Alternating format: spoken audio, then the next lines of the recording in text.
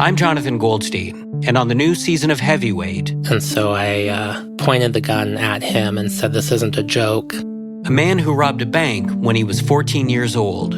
And a centenarian rediscovers a love lost 80 years ago. How can a 101-year-old woman fall in love again? Listen to Heavyweight on the iHeartRadio app, Apple Podcasts, or wherever you get your podcasts. Wisecrack is released weekly and brought to you absolutely free. But if you want to hear the whole season right now, it's available ad-free on Tenderfoot Plus.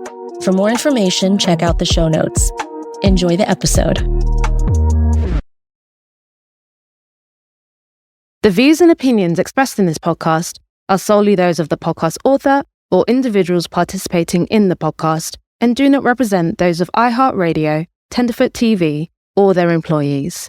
This podcast also contains subject matter which may not be suitable for everyone. Listener discretion is advised. Previously on Wisecrack. Ed Hedges somehow became the centre of a true crime podcast, which frankly was not on my 5-year plan. Jodi came to my village. I tried to act cool. She made my family. Oh no, she didn't make my family. That was my grandparents. She met my family. I panicked and made everyone tea that no one asked for. Then I stood in the corner like a lamp. And my parents confirmed everything I'd said on stage. So that was validating and also deeply, deeply awkward. If I didn't need therapy before, I think we're heading there now. Anyway, Jodi's still digging. Next stop, meeting Brett's dad. I tried to warn her about him, using only my eyes and a secret blinking language that I didn't teach her about before we went. She didn't pick up on it. It's her podcast, I guess. Onwards and upwards.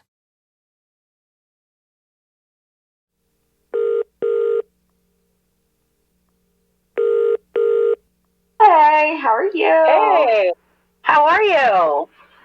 I'm in the UK. Did you have a chance to read the report?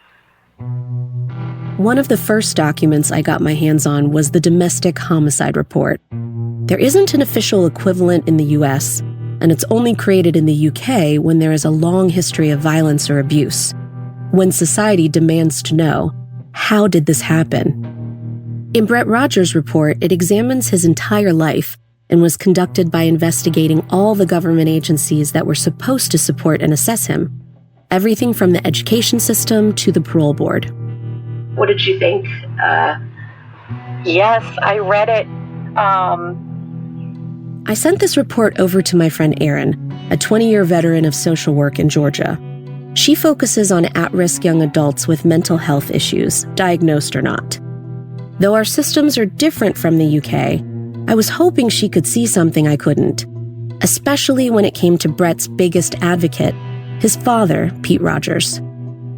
So that's again a little bit of why I'm nervous for you, of being around his dad. I'm not sure, clearly none of that, I'm not sure that was in the report about how dad or past behaviors.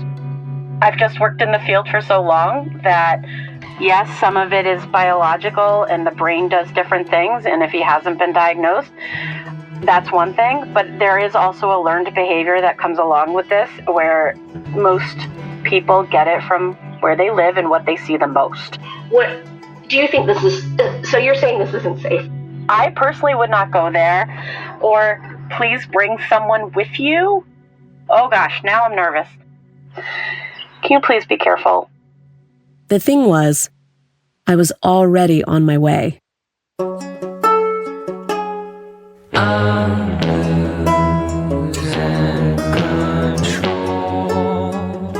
I'm Jodi Tovey, and this is Wisecrack.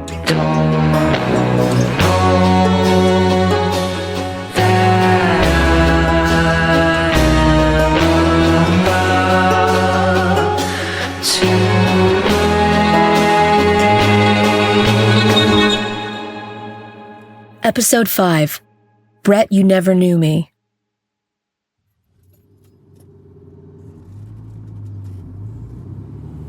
On the drive to Pete's house, I'm silent. Ed keeps looking over. He senses I'm nervous and responds with wisecracks and one-liners, but I want to stay focused on the task at hand. The truth is, the thought of meeting the father of a convicted murderer has me on edge. Out of respect for the subject matter, I ask Ed if he can wait in the car while I interview Pete. Though it confuses him, he agrees. And I take a deep breath and walk up the front steps and knock on the door. Pete? Hi, I'm Jodi. Nice to meet you. How's it going? Yeah, well, no, I'm fine. Good. There's not room in my place, but it's... That is fine. I Pete's one bedroom is the bottom floor of a converted townhouse in the next village over. It looks a lot like the Hedges' home, only split in half for those who don't need room for a full family. Go straight ahead. Oh, all right. Lovely. Okay, thank you so much. The apartment is simple and unassuming, pared down to the needs of a retired electrician. He greets me in shorts and a loud printed shirt, like an old surfer. I can tell he's nervous too, but he calmly smiles as he shows me his place, which includes his music collection and his new hobby, an acoustic guitar. Uh-oh, we have a musician in the house. What were we listening to? That was... They need my money down. That's Bruce Springsteen. There's so much I want to ask Pete about that night, about what he thinks about his son, about how he's continued to move on. But once we sit down, I just want to work my way into a conversation by starting simple. So I ask about his other son, Aaron. He's a bit like me, actually. He's like very, very soft. He's very clever, actually. I say soft. He's sort of like, he's a nice kid. Everyone says that, Everyone says that about Aaron, What about Brett? Was he an easy kid as well, or a difficult kid? He was always naughty, Brett. He was always naughty, yeah. That was like, that was his character, wasn't it? He was full of life. And he's like, he was always out there playing. He would even play, the older kids would even follow him. He was good at football. He was good at sports.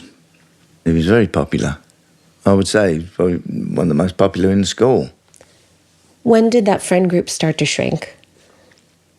Believe when he stopped football, which is maybe 13, something like that. Yeah, it was about then, I think, Pete continued to walk me through Brett's childhood, which includes his divorce from Jillian when Brett was a teenager. He tells me about Brett's early run-ins with the law, eventually leading to one of the worst days of Pete's life, and perhaps the incident that sealed Brett's fate in the years that followed. And he did get a job. He got a job as a milkman, which was great. He was earning good money. He was earning his own money. That lasted about a month until we had a problem with me, where he went out to... He was on his bike. He was always leaving his wallet in his back pocket, like the youngsters do, Lost his wallet, come home... And I was sitting there, actually, and he went out there to make himself something to eat. And he started calling me names again, one of them, they just flip, you see. I know there's something funny going on, but I didn't know about it then, enough about it then.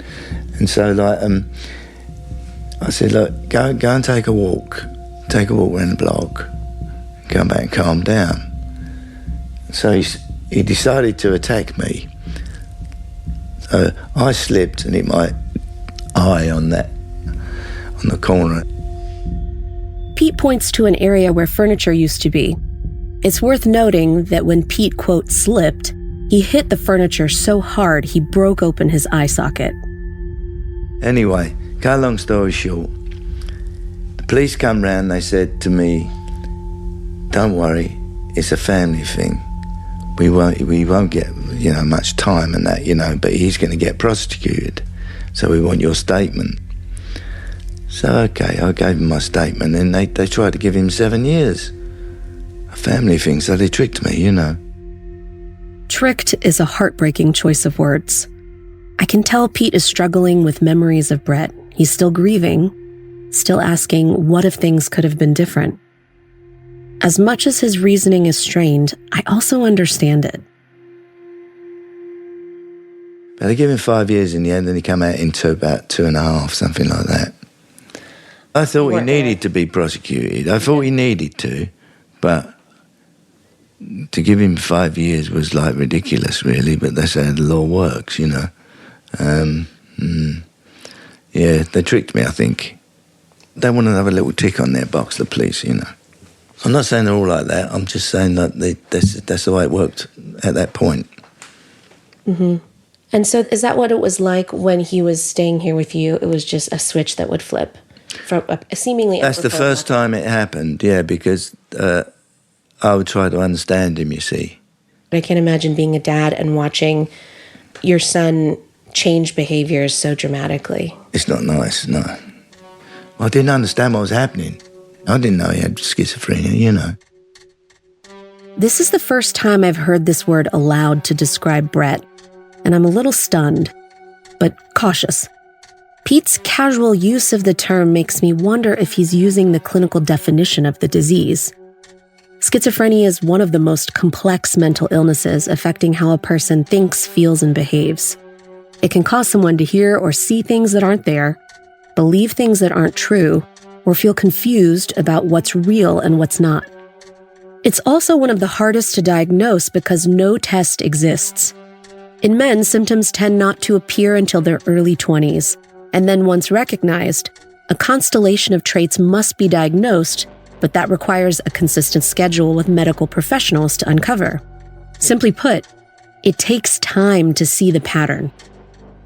To be clear, Brett was never diagnosed with schizophrenia, but in hindsight, Pete believes he suffered from it.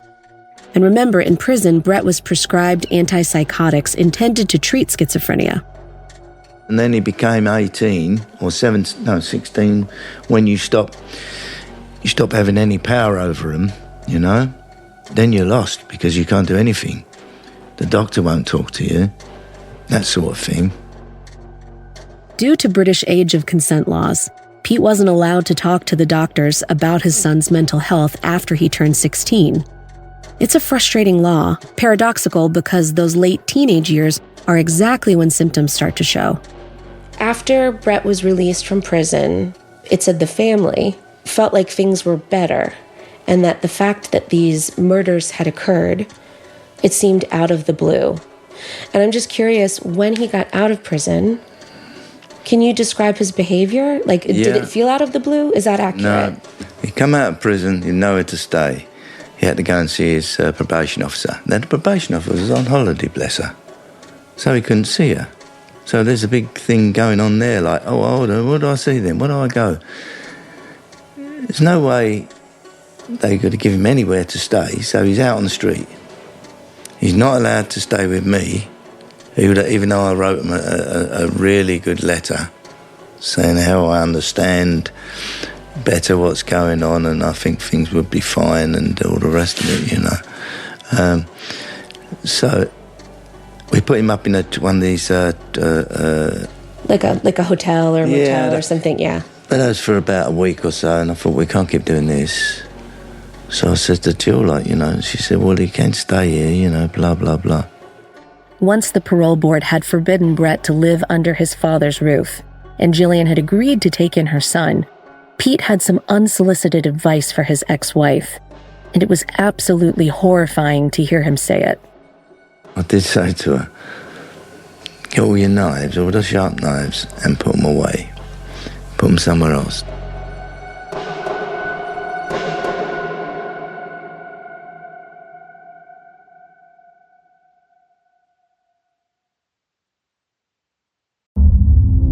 From the studio who brought you The Piketon Massacre and Murder 101, this is... Was that because you knew that he was dangerous or because he had threatened before to, use weapons? Because I knew there was a risk. It's as simple as that.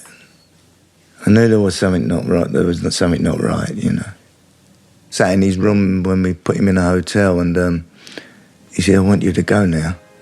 So he was getting all jittery, So there's something wrong, isn't there,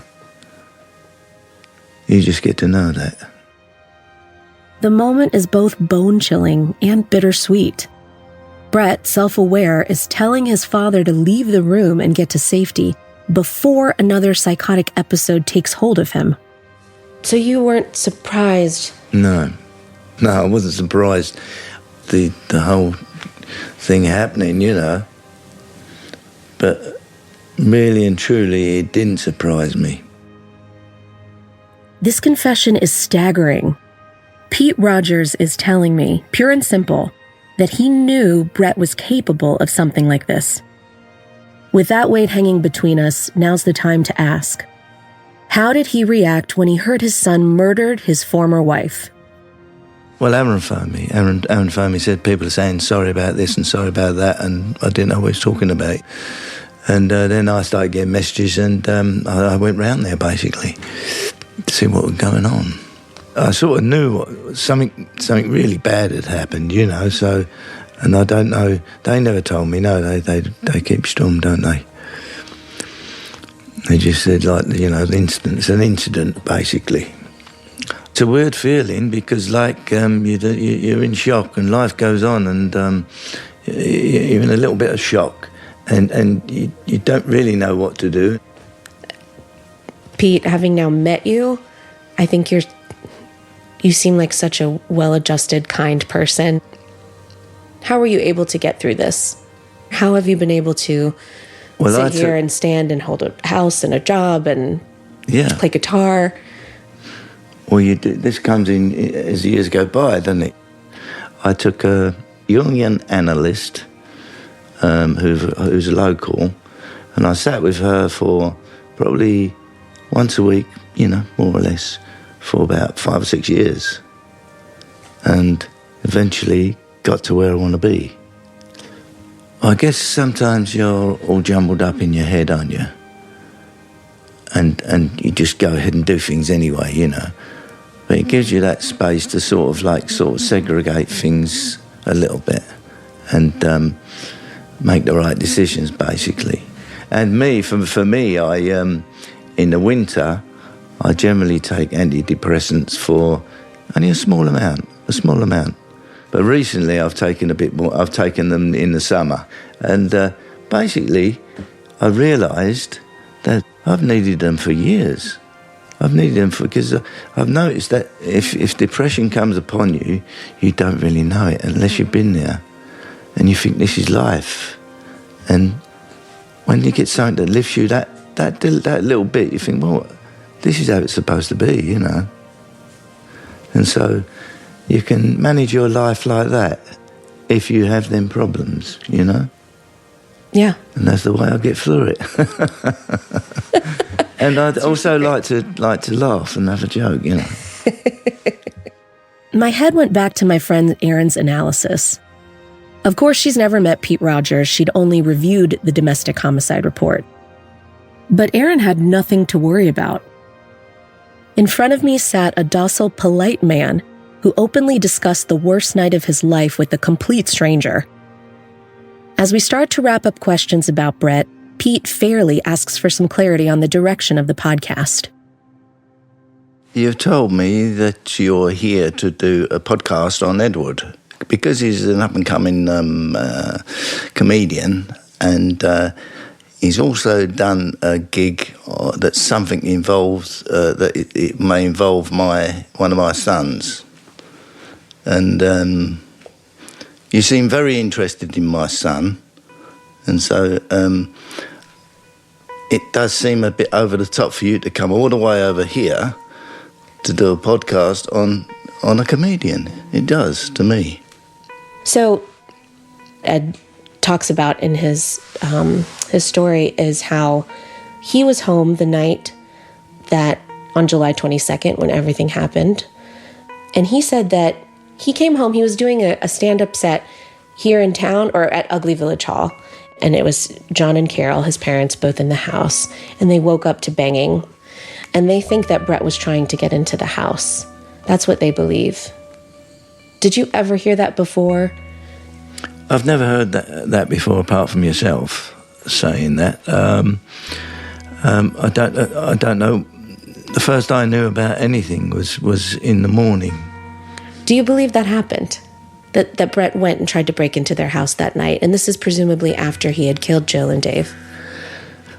Well, I wouldn't like to say it didn't happen, because it could have happened, couldn't it? Because the boy didn't know what he was doing, really, did he? If it happened, why do you think he would go to the Hedges house? He wouldn't, I don't think, no.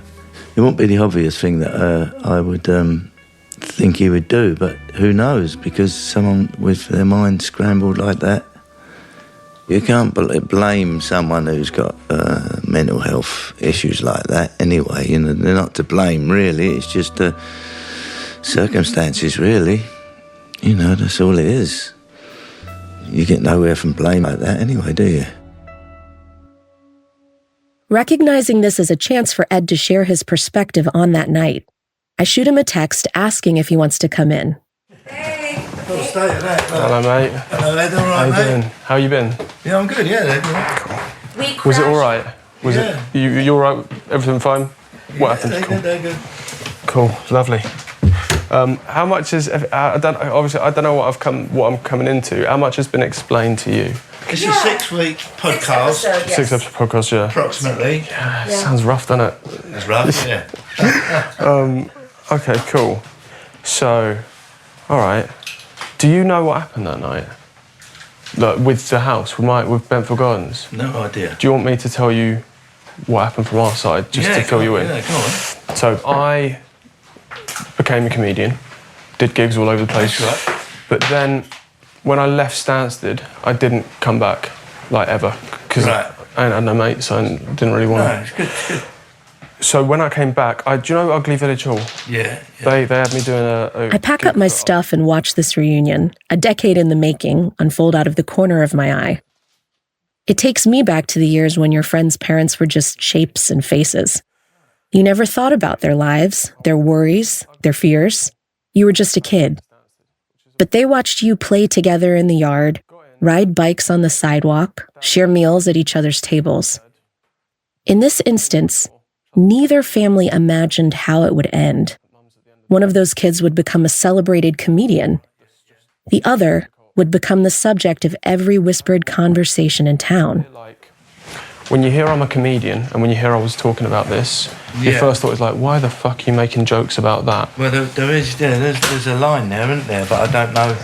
I've never heard it, you see, so I wouldn't know. So the way I did it was, if you think of the story that I told in like 100%, 80% of it was about the village, me growing up, going to school, stupid people in the village. Right. The last bit was about Brett, because obviously me and Brett had some run-ins, and Yeah, I didn't know that. Yeah. And the whole show was about me saying there's this bullshit thing that I think all men do when we hit 30, where you're a father or a husband and you've got to be like flawless. You got to get your money, you got to protect your lot, you can't show any weakness at all. And that pressure fucks people. It just rots people away. Because if you can't show any weakness at all, if a guy can't turn around to his mates and be like, really not happy with my job, really not happy with what's going on, I'm not in a good place, I'm struggling at the moment. And I feel like if we didn't have that, and if Brett was in the situation he was in, he could have turned around and been like, I'm not good right now. If there was no shame around it, he could have got help. Because my stance on it is, it ain't Brett's fault. Yeah. We had good times, so they're the ones that we keep in our memories. We're definitely... I take in everything he just told Pete Rogers, something that felt like a long-winded confession. Or maybe it was just his nerves kicking in, saying what he knew Pete would want to hear, a way to justify his comedy. Either way, it was the first time I'd heard any of it. Pete, thank you so much. Thanks for your time.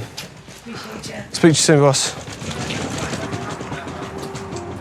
And as we say goodbye to Pete, I wondered how much Ed believed what he actually said. And it got me thinking. There was one person in this story that I hadn't interviewed yet, asked the hard questions one-on-one. Ed Hedges himself. How much of the truth did he not know? Had he not faced? Had he taken any liberties with the story that he still had not shared with me?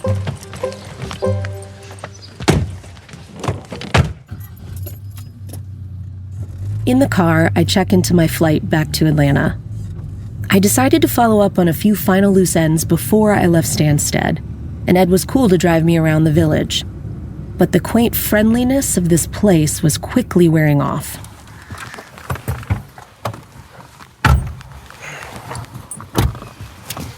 I went to Ed's cricket club to interview his old coach, Keith Ayres, the one so proud he'd given Edd an award. Didn't say anything to you? No, I don't think you're going to get anything from him. But we were met with nothing but icy glares and folded arms.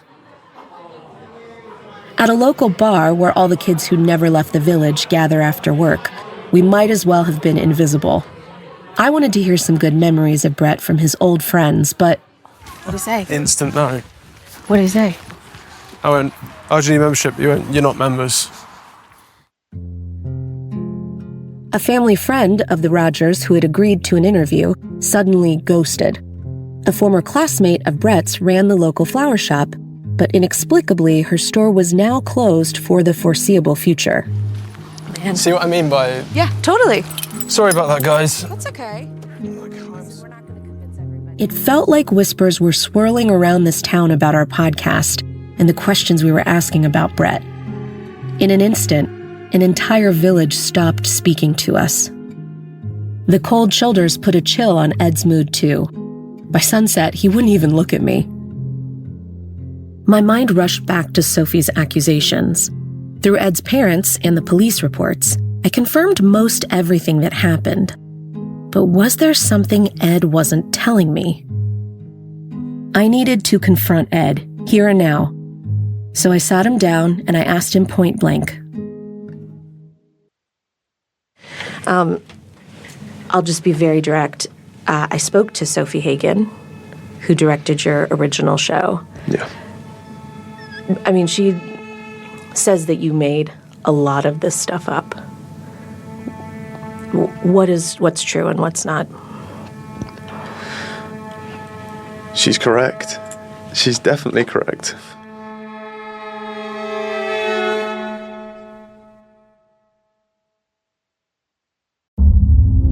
From the studio who brought you The Piketon Massacre and Murder 101. She's definitely correct. And that's something I think I've been pretty upfront with in the past. Even in reviews, you can look, and I've been upfront with it. She's, I'm not going to say she's incorrect with that. So in terms of what's correct and what's not, what's true and what's not, the story is true. Edd was caught off guard, his calm replaced with a tension that crept into his voice. I could see him tense up, but I let him breathe, let him process, and then I let him tell me his side, uninterrupted. Anything to do with Brett is true, and anything to do with Brett coming to the house is true. Sophie was really keen on this being a 100% true show, and it was really tough. It was really, really tough for me to do a 100% true show with no embellishments or lies. And I'm a comedian. That's my currency. I need people to laugh. If I'm telling you this really bad story, you gotta laugh. And I did a preview and a friend came up to me and he was like, well, it's a crazy story. And I was like, what do you really think about it? And he said, Edd, it's the Edinburgh Comedy Festival, not the Edinburgh Story Festival. And like a couple of my mates laughed and I was like, shit, I'm a comedian, this needs to be funny. So I made the decision to start changing the punchlines. When I went back into my childhood, I would embellish stories.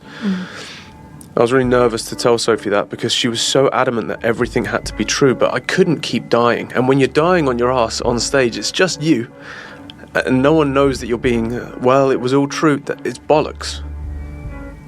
I sucked for 4 or 5 months telling this story, and I decided that when I went back into my childhood, I had to earn the laughs. So I would give them some true, real story, and then I would tell a story that I'd embellished, or that I'd made up an ending, or I'd made up a conversation in my childhood.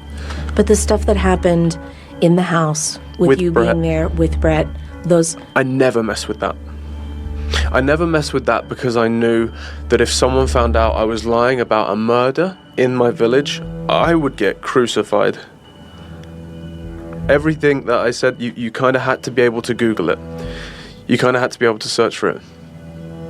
And that's what really upset me. When Sophie searched for the things and she said, look, I don't think this happened in your childhood. I was like, damn right it didn't happen, but that's not the reason they're coming to see the show. I'm glad I made the decision that I made. If you're going to bring the audience down, you have to bring them back up. I can understand that. And I'm not trying to... Where I struggle, I can confirm those things, but where I struggle is that I cannot confirm that you and your parents were in your house that night. Right. I can't prove that there was banging at the door because it's not in a police report and it's not... that's where I'm... That's my struggle. Yeah. Brett was found next to my house. And you've seen the house. He was found 10 foot away from my house. That's where they found him.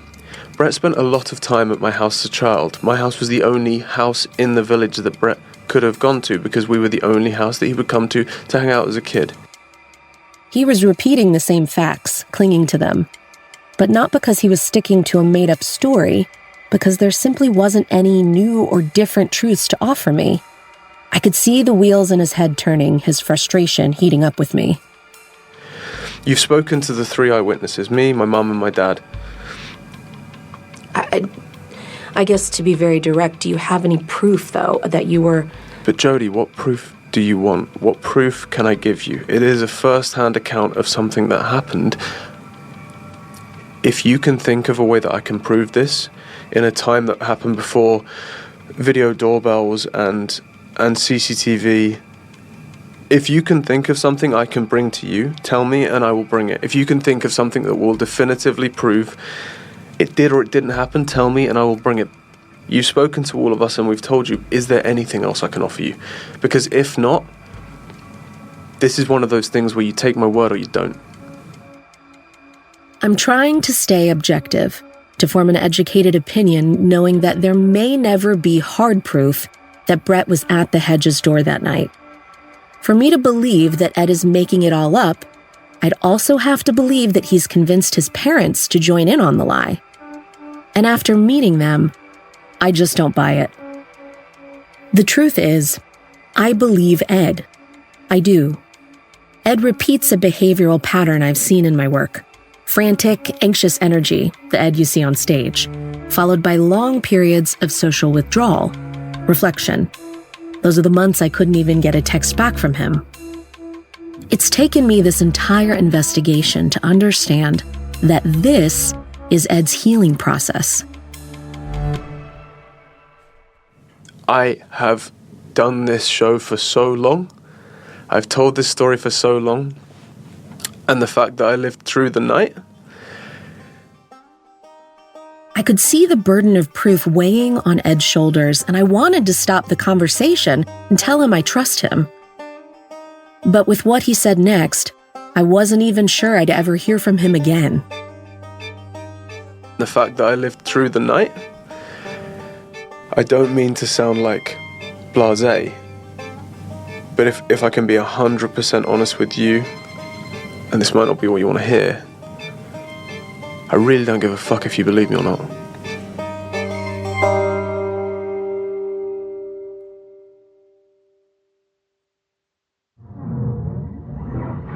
Next time on Wisecrack.